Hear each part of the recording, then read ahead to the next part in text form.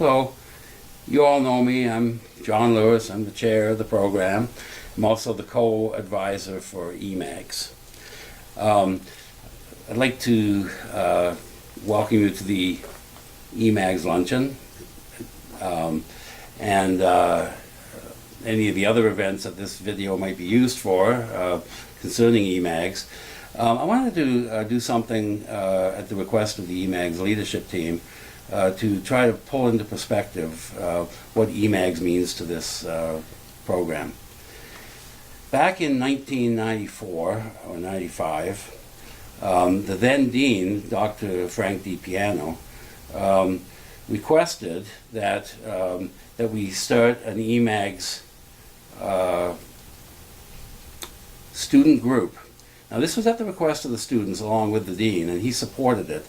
And I remember it vividly because we were in a room, we were trying to start a new organization.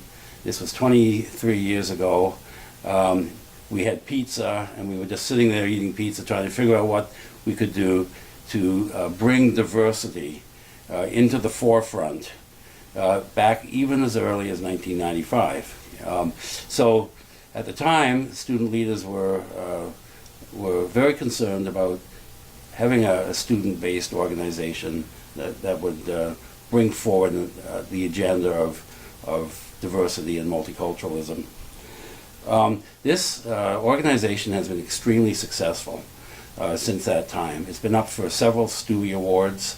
It won one Stewie Award a number of years ago. And over the years, there have been some very significant events that have happened because of EMAGS, including bringing in some of the top psychologists in the nation who would do full-length, full-day, even two-day workshops on multiculturalism and diversity, running the full gamut from racial issues to ethnic issues to LGBTQ issues.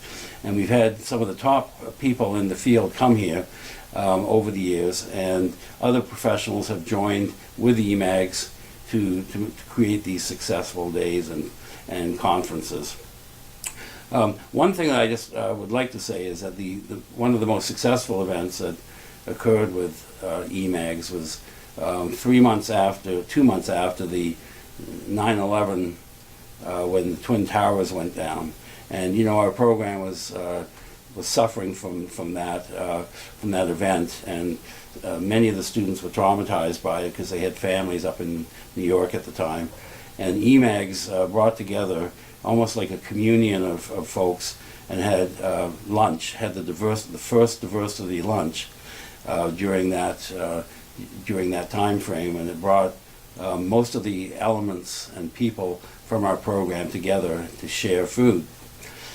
And so I think EMAGS has had a very strong and successful history here.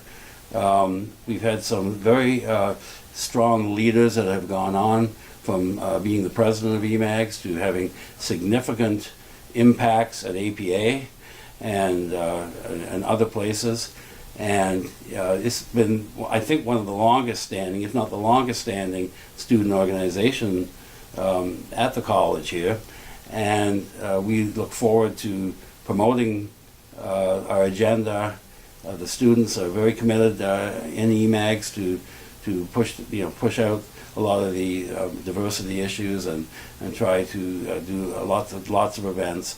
And so I'm fully supportive of EMAGS. Dr. Valenzuela is co-curricular advisor, if you want to call it that, but she's the person now that has had a lot of experience working with diversity.